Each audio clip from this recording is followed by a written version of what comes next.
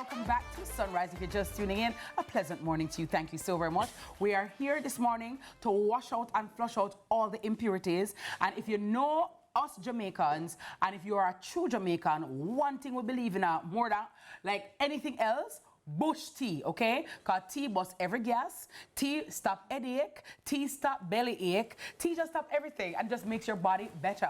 And what's even better than just tea is bush tea. And you know, from time immemorial, we've heard bush tea good for drink, you know, your granny give it to you, you know, if you want to take a wash out or whatever it is, or to calm the peristaltic movement in the stomach, hello, you drink some good old bush tea. It's often said, but guess what? It's not often understood. So, this morning, for breakfast is served, it's all about the morning beverage, the morning tea. We have it right here. We'll be talking about a few herbs and how they benefit our bodies with our very special guests this morning, spiritual herbalist Sabria Simon and lifestyle consultant and organic farmer Kermit Tucker. Welcome, lady and gentlemen. How are you doing? Morning. Good. Lovely. Now, I particularly based on my plant-based or love for plant-based and being a plant-based person, right? I appreciate the power of herbs. I appreciate what herbs can do for our bodies. And I know for a lot of Jamaicans, normally as daylight before the morning, we have to eat yam, banana, dumpling, stew chicken, curry chicken, some liver, some callaloo. But sometimes our bodies need to rest. Yeah, man. Especially when they get old. Need to recalibrate. Yeah, man. So talk to me a little bit, Sabria, about what you do as a spiritual herbalist. What does that mean? And why do we need bush tea? Now, in terms of the spiritual herbalism, it's not just a matter of what you take and why you take it, but almost like who you're treading with. Aye. Because each herb moves differently with you. Okay. You know, so when you get up in the morning, you don't want kick in the ginger, because ginger's so strong. You don't want ginger just so, right? You might start easy with the lemongrass. You know, you want it like how you have lemon water. That kind of lemony flavor can start to wake up the body a little bit, you know, but you don't want to go too harsh with it. You know, but the ginger can come after the food. You don't want nothing too heavy in the mornings, you know, but the ginger will come after food, because ginger is the strongest out of all of this. Okay. Even the peppermint, right? The actual, our bush peppermint, yes, right? It's the strongest mint. That one? Oh, this one is the strongest mint out of all the mints. Okay. So that one too, you like medicinally, is the strongest mint out of all the mints. You know, we have like all kind of different mints. We have the black mint. Yeah, man. We have the broadleaf. We have spearmint.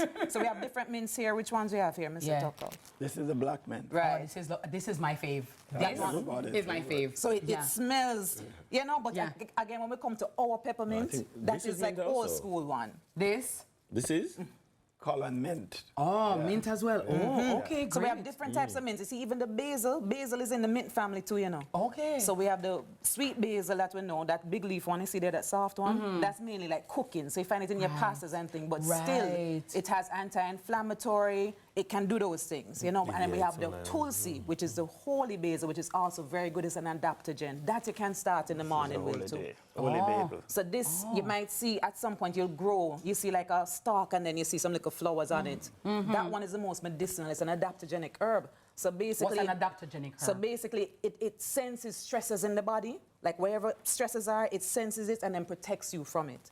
So like if you're going to start out today and you pre-say, boy, it might be a little rough. Yeah. The tulsi and maybe a little bit of the lemongrass, nice and easy. But then now when you get later on with the food, hopefully you don't eat too much heavy food like how you talk about in the mornings. But if you do, mint and the ginger can then help. Yeah. Well, let me get Mr. Tucker in on this discussion, because, you know, organic, a lot of people are using the term, you know, Mr. Tucker, wildly these days. And everything is either organic or wellness, but a lot of it is just, you know, commercial based. How important is organic bush or to have organic food in our diet? Very good question. Organic food, it allows to release the nutrient.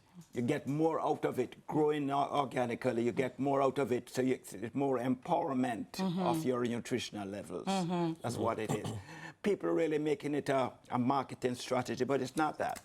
When you talk about organic, we're talking about a protection of our universe, the community, because you're preserving the earth so that your son, your daughter will have something. If we continue to kill it with fertilizer, they will have nothing to get.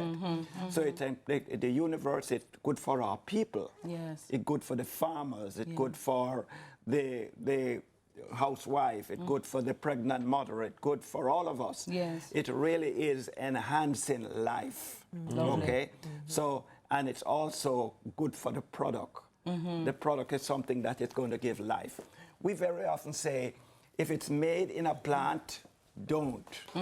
If it's made, taken from the plant, do. That's what we want to do, is to get back to nature. Yes. Get back to what is going to make the significant difference with how we live. Make your food be a medicine and your medicine Medicine your be your food. food. Absolutely amazing. So, all right, now, Mr. Tucker, talk to me, because we have some lemongrass here. Oh, yeah. Right? We also have the mint and the ginger, right? So talk to me now a little bit, Sabria, as well. How do we make these into something nice? You know what I mean? What I'm a little bit curious, because my grandmother used to talk about draw the tea. Yeah, man, the Like, steep. you know, it's one thing to put tea in a tea bag and then draw it and then, tea. But like other people, like you put it on and you turn on the fire low and you make it. What's the difference? All right, so the thing is this, right? And now, we can go on. you can boil just, something. yeah. If you and want sometimes you should have mash out the leaf a little bit and like. No, if you want a vibes, like you just want a little toops or something, then then you can just put the water on it and then you can wait a couple minutes. But if you want the medicinal values of the herb, you wake it up a little bit. So anything. So like, hold on. So like this now. Right. Like this is a mint. I wake it up how? Like you can just rub it like so you know, this? make sure your hand them clean. Oh, you understand? sure, But you yes, wake yes. it up a bit. Wake it up. Right, wake it up. And then when you put it in now, right? And then You start usually, put it, they smell goody. if you ask elders though, right? Sometimes they go with odd numbers. So if they're talking about leaves, they might pick 3, 5, 7, 9. I've heard that. Right, you don't overdo it. You only use what you need. So that is an art amount, right? But you can still count them if you really want Okay. to, you know? And say, but yeah. But you see now, when you put the water on it, you put the boiling water on 9. it. You You put the boiling water on it and then you cover it. A lot of so us this is don't. my boiling water. Yeah. Okay, so I have a little plate that I normally put. Yeah. Okay, so, and I don't fill it up, so I just do like that. No, man, you can't go on Or bounce it more? more. Yeah, Or man. me like mine strongish. Yeah, all right. Aye, Yeah, you see all it there right, now? good. And then So that's I like normally half. just put this right here. So Shake. so. What you do Absolutely. now, best thing you do, you see what just happened now? This go under this. I got Just you. for, you understand? Got you. Okay. So then when that happens on the volatile oils, which make it strong and nice and give the flavor, you stop it from escaping. Yeah. So it will condense and then drop right back in. So that's what makes it stronger, to cover the tea. Understand. And ideally... And that's what Dennis is talking about, the brewing and the So steaming. you draw it out. You need to draw out the out. medicine. Because if not, and you let the thing go up, it's like you're wasting half of it. Let me ask you though, Mr. Tucker, a lot of us don't have a land space, you know, to farm or to plant up all these things.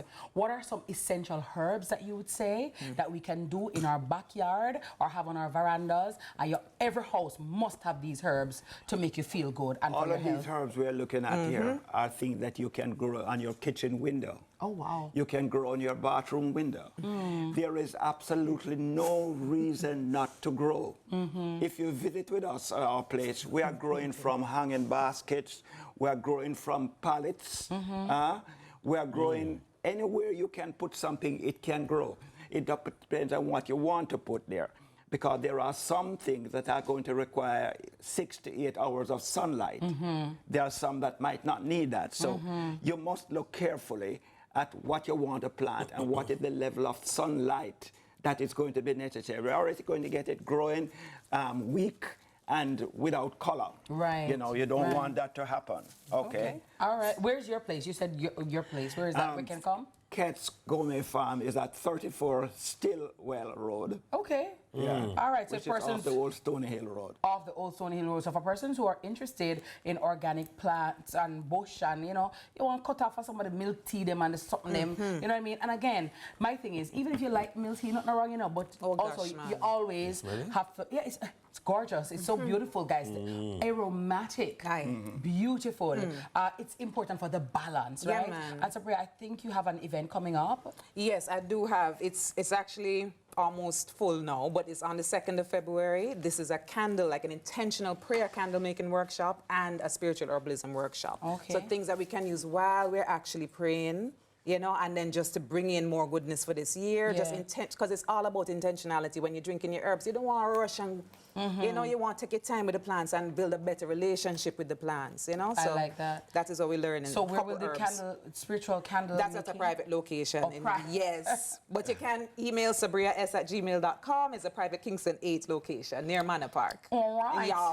So, you know, Dennis, it's a private invitation. But I Yes, like darling. it, though. Because you know what, Dennis, a lot of times, you know, we tend to, you know, sort of think, oh, this is just mumbo jumbo. And herb, you just drink what you want, drink and do what you want, though. Herbs is the healing of the nation. I was thinking that. Vibration, manifestation, Ashe. always. I'm telling you, it has power. Yeah, man. And if you don't believe it, just try it now. Just try something good. You know, people now want to just try something bad enough. So try something good now. Try something good and just see if it works. I can tell testify. you see the gingers, it's a manifestation. Yeah. Ginger's a herb that they use for that, even the elders. Oh. Yeah, man, see, when ginger, and you have something tight up like this and ginger make it free up, you see if something going too slow and you want it to move quickly, yeah, man, you ask certain herbs and ginger is a thing. If you see ginger in my wallet right now, ginger root, yeah, man. Brown man, I'm going to get a piece of this. Walk with the ginger, I'm going to get a piece of ginger. You need free up. Free up. Robobo shata rabai. Freedom. Fire. Fire. Under your skin. Make it the other piece too. Yeah. Mario, they need ginger. I got you guys. I got you. Yeah. Oh my God. Yeah.